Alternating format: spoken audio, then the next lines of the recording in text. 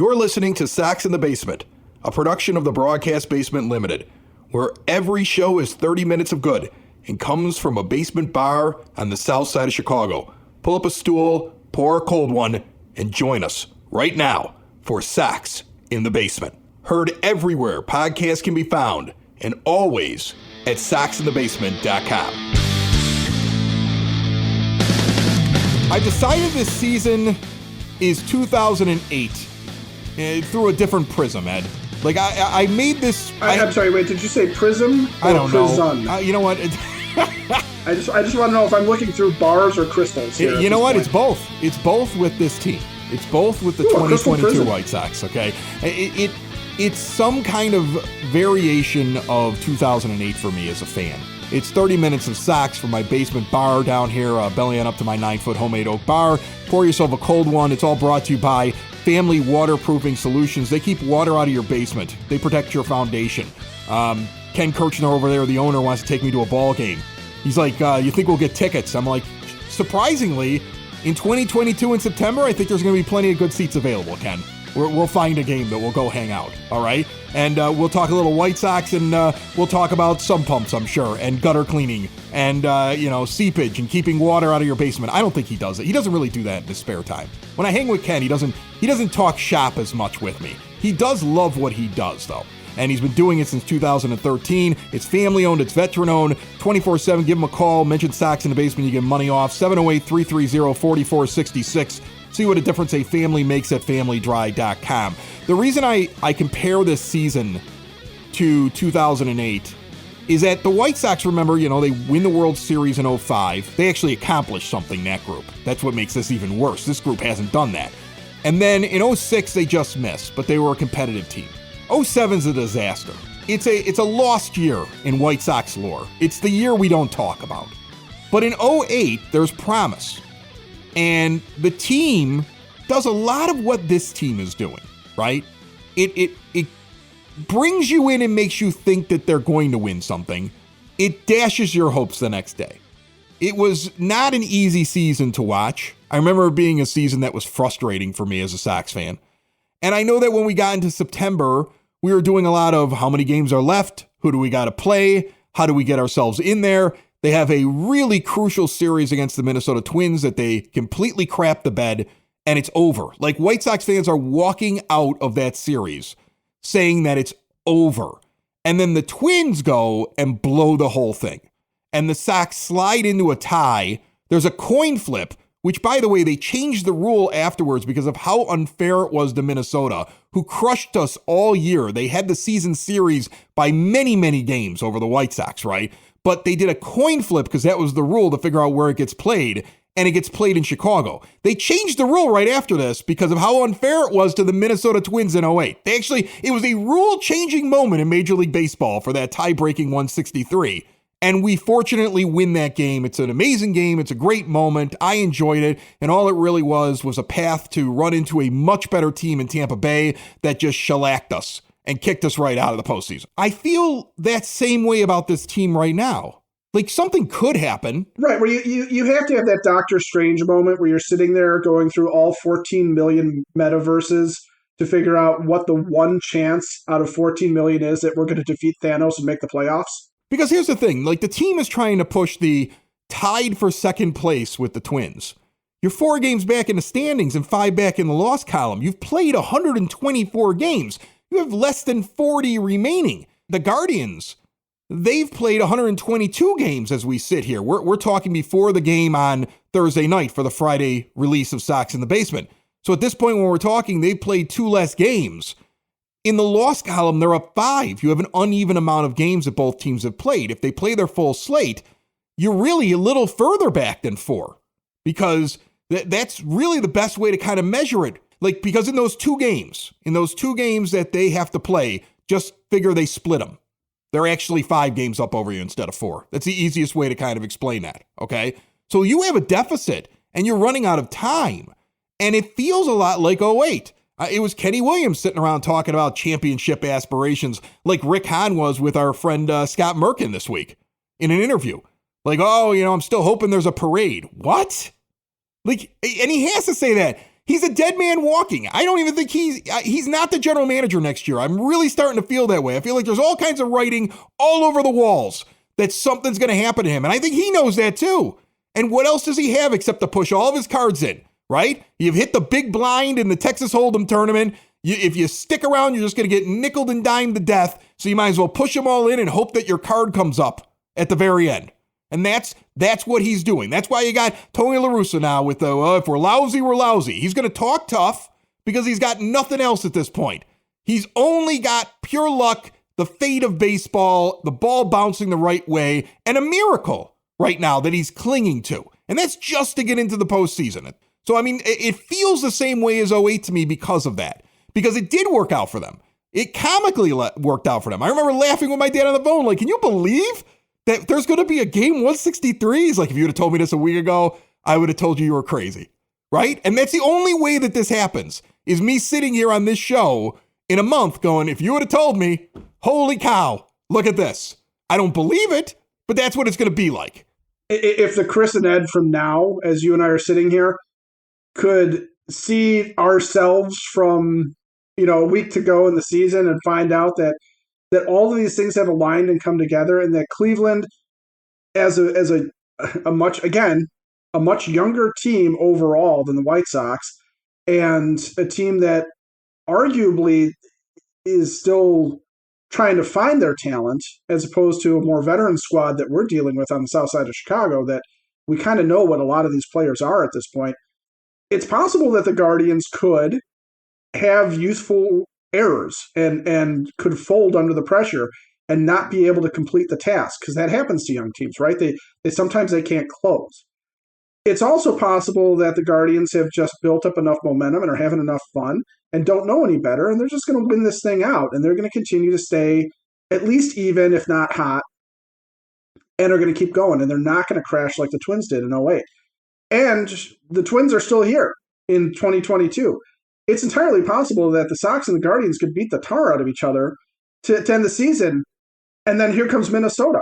They're not gone. We're not talking about a two-horse race, like you said. So there's a lot of things that have to go right.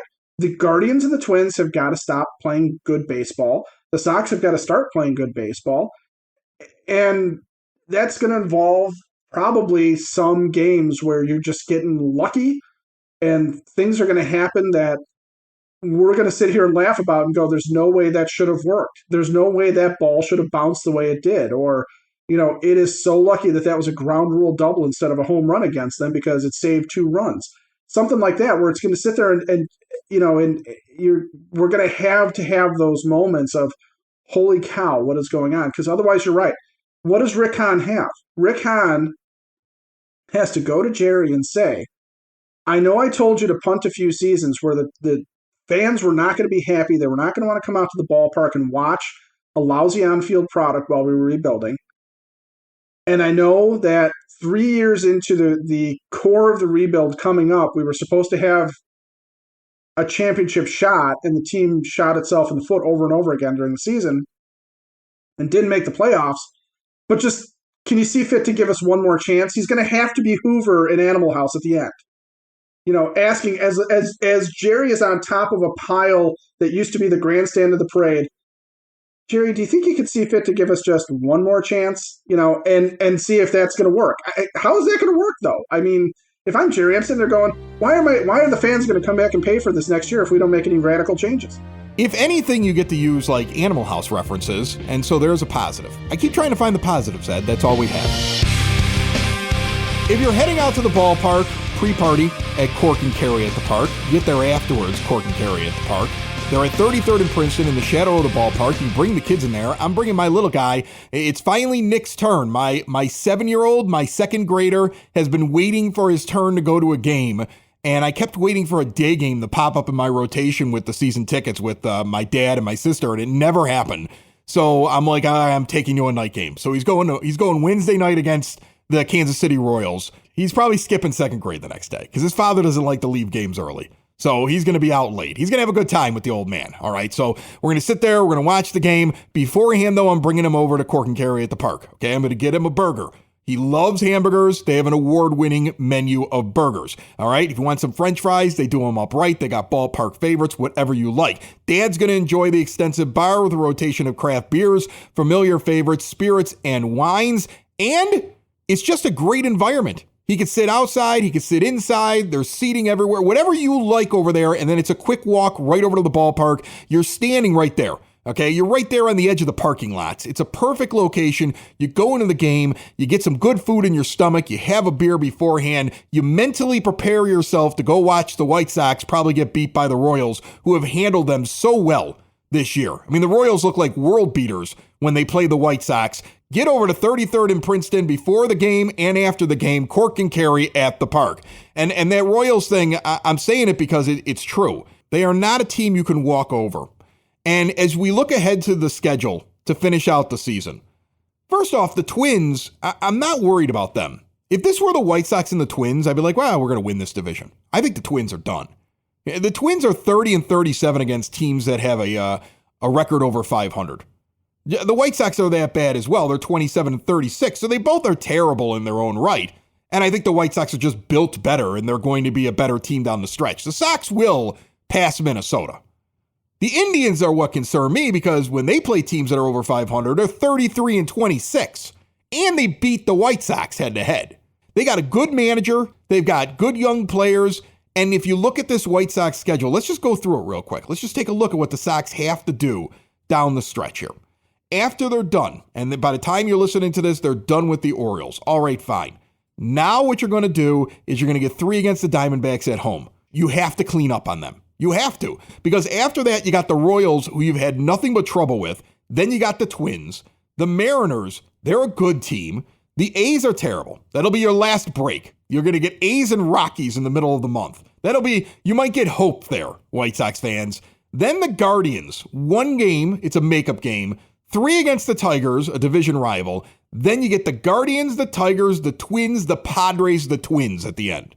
So in reality, you only have 4 games against the Guardians, and you're trailing them by 5 in the loss column. I don't see you in control of your own destiny anymore at this point, looking at your schedule. And I see a lot of teams that you've had a hard time with this year or are very good teams. And I see your team not playing well against teams that have winning records. They have their work cut out for them. Well, and like you said, you want to be in control of your destiny, right? So let's say that it was flopped and you're kind of hanging in second place with the Guardians and the Twins are the team you're looking to catch.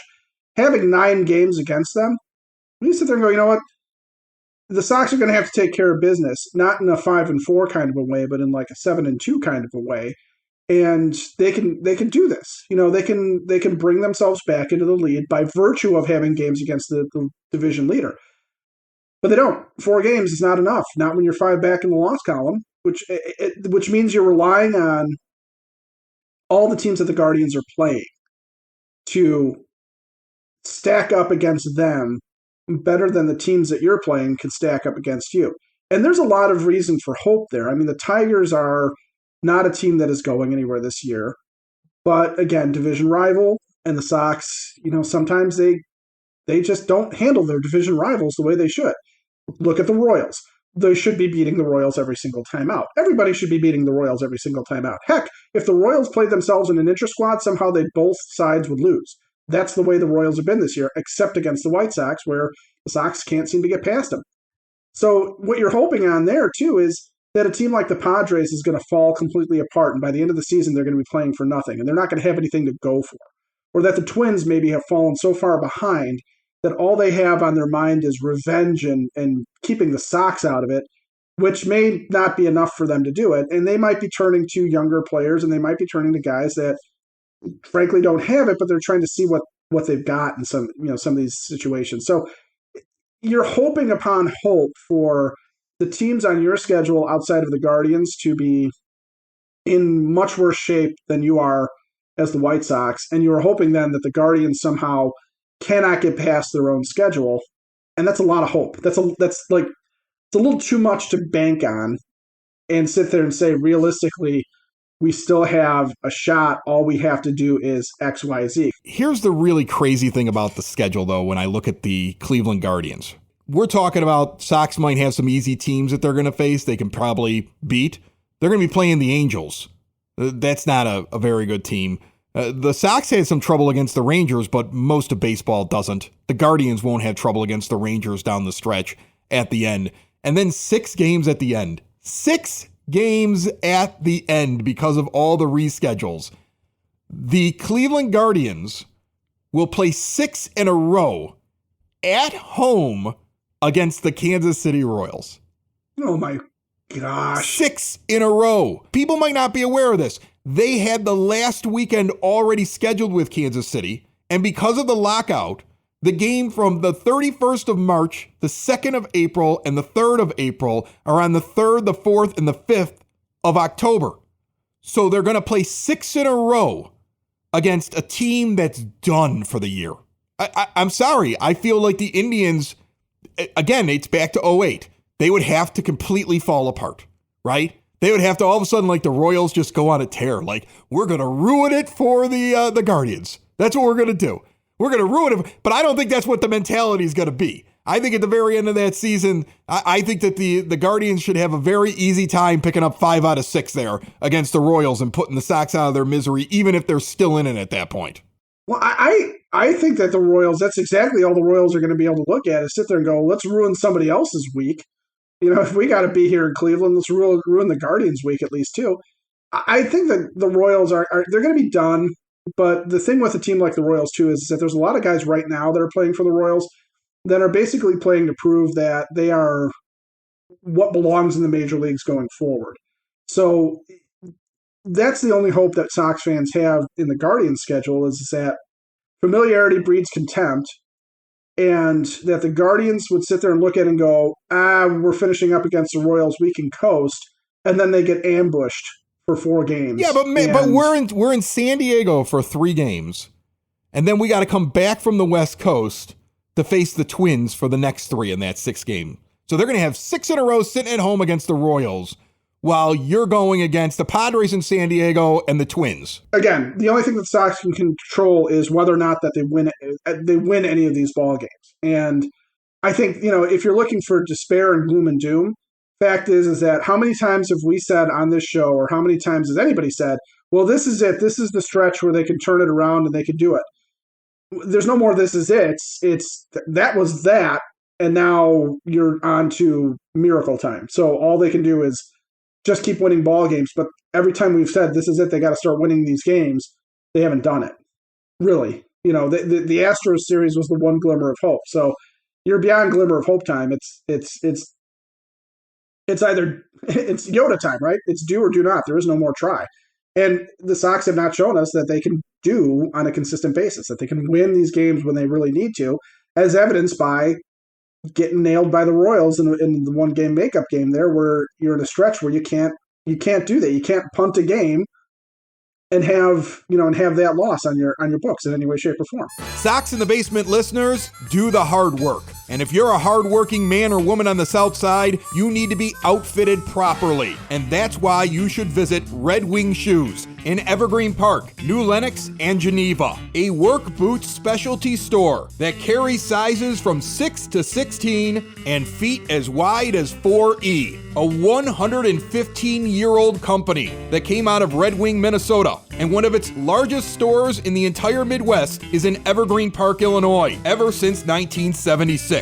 When you're on your feet, the footwear is everything. So why not get an expert fitting? They warranty, repair, and offer free conditioning with laces. And they also carry Carhartt work clothing as well. Located at 3347 West 95th Street in Evergreen Park, Illinois, at 208 East Maple Street on Route 30 in New Lenox, or at 1749 South Randall Road in Geneva. Visit them today. You work hard. You've earned it. Red Wing Shoes. Who are the core players in your mind going into next year that you want to continue to see in a White Sox uniform?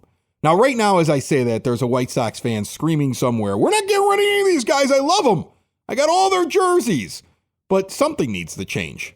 Unless you believe, and this isn't as much of a crackpot theory as some may think, that the White Sox are actually a much better team that has been trained by their manager and the philosophy of the team ever since what happened against the Astros to focus on hitting singles instead of hitting for power, to hit for average, and they came up with a philosophy that would probably have won them the series against the Astros, but it's not good for 162. And they went overboard trying to figure out, how do we change this team to not get beat like they got beat in the Houston Astros series, but unfortunately reshape the team's mentality to where you're just single, guys left all over the bases, right? I mean, I think the Sox are right up at the top, if not at the top, in the amount of hits by a team. We don't feel like that, though, do we? Because we have no power.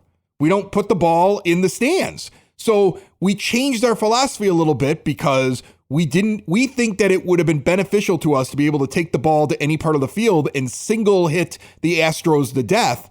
But you're not playing the Astros in the playoffs for 162 games, and it didn't work out. So if you believe that and it's just a change in philosophy, then maybe you don't think anybody should be moved. But let's say... but that's not true, though.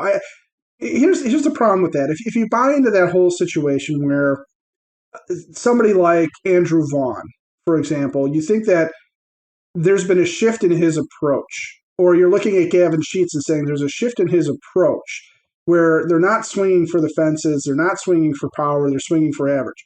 First of all, I don't think that it's fair on some of these guys to pin that, because I think you look at Vaughn in particular, and to get your original question, who are the core guys, Vaughn is kind of at the top of my list. This is not a guy that was necessarily sold to us as being a 3 true outcomes guy, or that he was going to come up and be a 40 home run guy.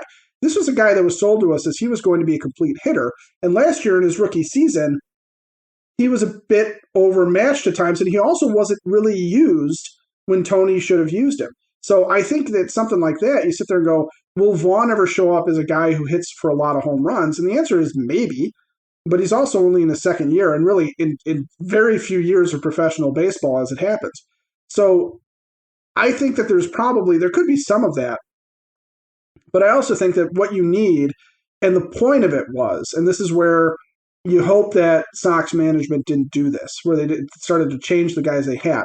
The whole point of the exercise was to sit there and go, don't we need somebody like Scott Pasednik, okay, who was very much lacking on the team last year? Don't we need a table setter who's not necessarily a power guy? I know we had Tim Anderson. I know what TA means as far as batting average and on-base percentage.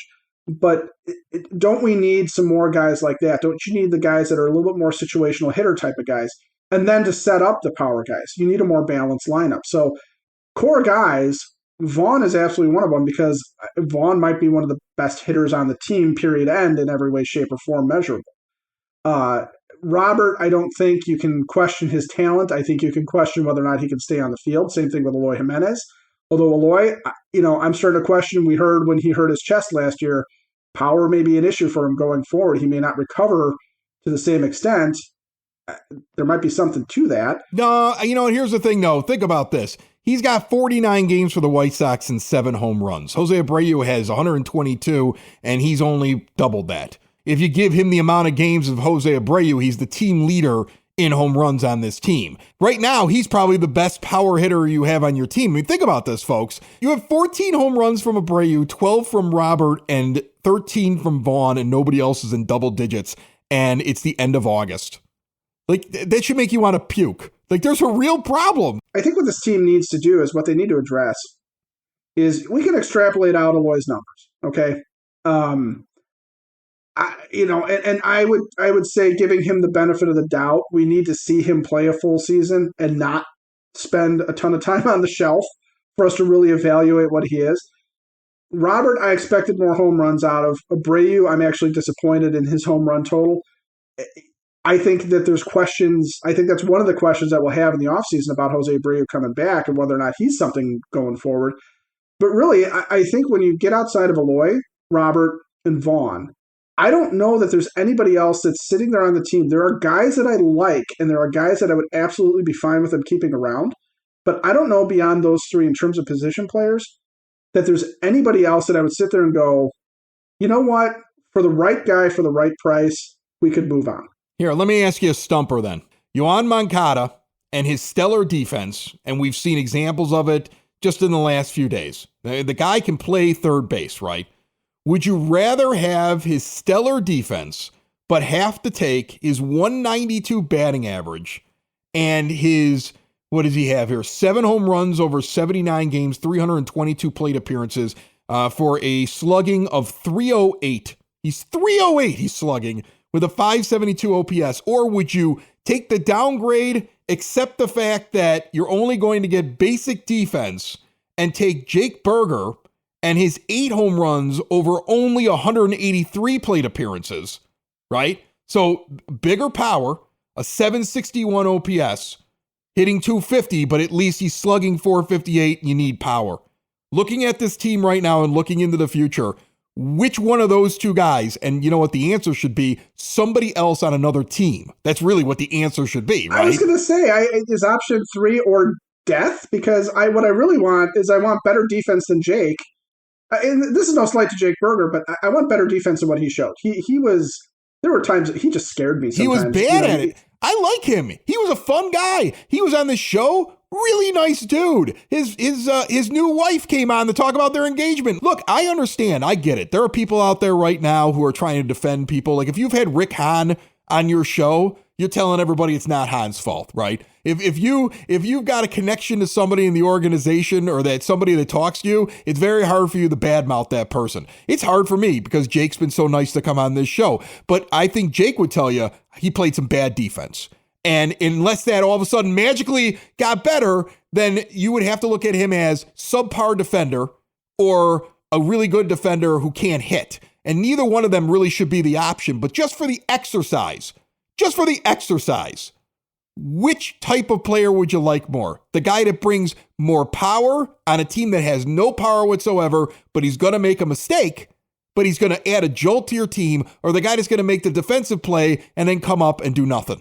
As bad as Jake Berger's defense was, his bad defense wasn't nearly as big of a problem as Yoan Moncada hitting below the Mendoza line with a paltry slugging percentage. I mean, this is his offensive numbers are not acceptable at this point in the season for a Major League Baseball player to be considered an everyday regular player, in spite of the stellar defense.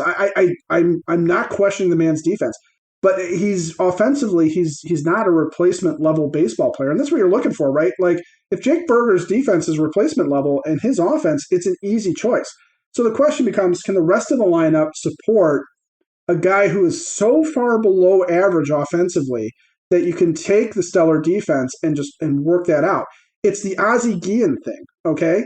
Where on the teams where Ozzie was playing, his offense, and this isn't a slight to Ozzie Guillen, but his offense, by his own admission, was not fantastic. No, he'll say that. So, yeah. So, could you afford Ozzie's bat? Because at shortstop, there were very, very few who would take the field at shortstop that were better than Ozzie was in his prime. And the answer was, well, yeah, because they built those teams around guys like Frank Thomas, Robin Ventura. They built, they had offense to spare. So in the 9-hole, you could have a guy who could maybe drop down a bunt for you, run into one every once in a while for a double, but you knew you were getting that awesome defense at shortstop. They could afford it. Teams do this with catchers a lot too, where the catcher is going to be subpar offensively, but they're going to be able to handle the pitching staff, throw guys out. So it can happen. I would say that third base is an offensive position, though. So it's hard to do it in a vacuum, but I would say my leaning would be towards taking less than stellar defense, even defense that is suspect or below par, and going with the offensive player, because I would have a better time believing at this point that Jake Berger is going to show up as a better defensive third baseman in 2023 than believing that Yoan Moncada will show up and be a 300 hitter and hit 25 home runs. I agree with you. On that. I also want to go back to the points that you're saying that, look, you have to, if you're going to be bad at one thing, you really have to make it up with the other thing. And that the stellar defense doesn't make up for how bad the offense is. It's the same thing with Tim Anderson, right? Like TA, we've said that now for years. When TA is doing everything that he did in the 2020 and 2021 season, and he's bringing power and he's hitting ridiculously high, right? Where he's like hitting like 330 and he's challenging for a batting title. It makes up for the defensive miscues. But as it lowers, the more frustrating a player he becomes in any fan's eyes. You'll start seeing fans who get annoyed with him because they'll be like, well, he's only hitting this. He's not a superstar hitter anymore, so now the defensive miscues bother me because he's less apt to make up for them game to game. And that's the whole thing. Some of these guys do one thing really well, and I think it's like that in all baseball, on any baseball team. You got guys that are really good at one thing and may not be very good at another. It comes down to balance. And again, this falls back on the general manager and building the team. This team did not pan out the way that he wanted it to pan out. Okay? And he might be a nice guy and people might like him, but I think the writing's on the wall for Rick Hahn. I hear his quotes, and I hear a guy that is taking his cards and pushing them in and saying we still have championship aspirations and still believe in this team, because he has to at this point. He has to believe in them at this point. Okay? But if you don't think it's desperation time within the White Sox organization, take a look at the lineup on Thursday night, where you're leading off Andrew Vaughn, batting Sheets second, before Robert and Abreu and Jimenez. Desperation is set in. It's time to pull every lever. Time to roll every dice combination at this point, because you're falling off. And there's a lot of things that need to be fixed this offseason with this team. Even if they somehow slip into the postseason, there's a lot of things that need to be fixed. I don't know if the guy who's actually been fixing them the last couple of years deserves another year to do it. Sox in the basement. Sox in the basement. Sox in the basement. Sox in the Basement. Heard everywhere podcasts can be found, and always on soxinthebasement.com.